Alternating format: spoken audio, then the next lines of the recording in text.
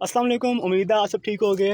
अब आप लोगों में जो सीट बेल्ट यूज़ करते हैं रेगुलरली उनको आइडिया होगा कि गाड़ी की सीट बेल्ट की ये दो स्ट्रैप्स सिर्फ यहाँ लॉक होने के अलावा एक और जगह पे भी लॉक होते हैं, लेकिन सिर्फ इमरजेंसी या खुदा ना खासा कभी एक्सीडेंट हो तब। आगे चल के मैं बताता हूँ कहाँ। अब नॉर्मली होता ही है कि जब पैसेंजर ने आपने सीट बेल्ट पहनी हो तो आप फ्रीली मूव कर सकते हो, ऑलमोस्ट फ्रीली, क्योंकि जो दोनों स्ट्रैप्स हैं वो यहाँ लॉक हो जाते हैं।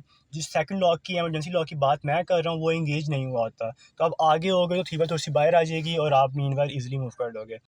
लेकिन सीन ये है कि अगर खुदा ना ख्वास्ता कभी आपका एक्सीडेंट हो या फिर सडन जर्क आए इस पे, यानी कि एक्सीडेंट होगा तो ऑब्वियसली जिसने पहनी है वो सडनली आगे जाएगा एक झटके के साथ या काफ़ी स्पीड के साथ। तो सीट बेल्ट इस इम्पैक्ट को, इस शॉक को डिटेक्ट इस तरह करती है इस ट्रैप के बाहर निकलने की स्पीड से। अब नॉर्मल सिचुएशन में तो ये ईजिली बाहर आ जाती थी, आप आगे पीछे मूव कर सकते थे, लेकिन अगर खुदा ना ख्वास्ता कभी एक्सीडेंट हो तो ये डिटेक्ट कर लेगी इस इम्पैक्ट को और आराम से बाहर आने के बजाय लॉक हो जाएगी इस तरह। अब जितना मर्जी जोर लगा लूँ ये बाहर नहीं आएगी। मीनवाइल आपके पहले पहले इम्पैक्ट को ये रोक लेगी, एब्जॉर्ब कर लेगी, और ये तब तक लॉक रहेगी जब तक इस पर जो ये इम्पैक्ट है, ये जो फोर्स है, जो टेंशन है, कम नहीं होती। जैसे इस पर थोड़ी टेंशन कम होगी इस तरह ये रिलीज हो जाएगी।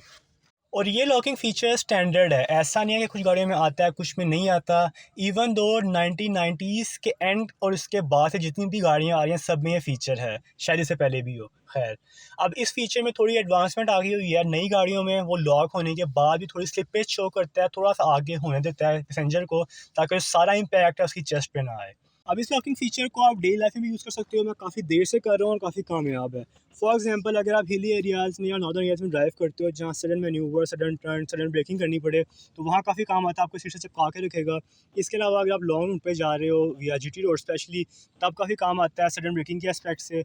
और इसके अलावा कभी इमरजेंसी में आपको एग्रेसिव या फास्ट ड्राइविंग करनी पड़ जाए तब भी काफ़ी काम आता है, क्योंकि आपको चिपका के रखेगा। Sudden manoeuvre, sudden turn, sudden braking जो मर्जी हो, पैसेंजर भी और आप भी चिपके होगे सीट से। खैर, लास्ट बट नॉट लीस्ट मेरे ख्याल से जो सबसे इंपॉर्टेंट यूज़ है वो ये कि अगर आपने कोई बच्चा या फिर कोई भी चीज़ ऐसे आगे रखी हो, खैर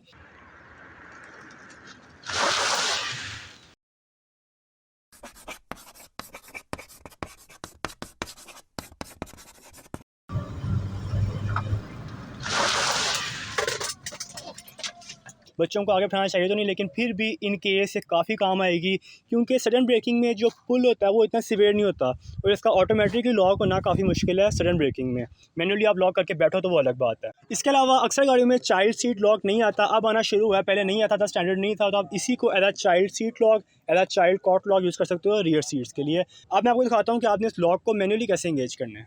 अब सीट बेल्ट के इस इमरजेंसी लॉक को एंगेज करना काफ़ी इजी है। सिंपली सीट बेल्ट पहनने के बाद आपने इस स्ट्रैप की हेल्प से इसको टाइट कर लेना है।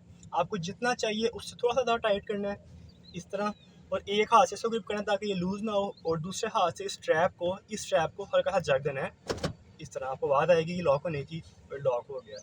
अब मैं जितना मर्जी जोर लगा लूँ ये आगे नहीं जाएगी सीट बेल्ट, अनटिल और अनलेस इस पर जो लोड है वो कम ना हो इस तरह। That's it, thanks for watching, अल्लाह हाफिज़।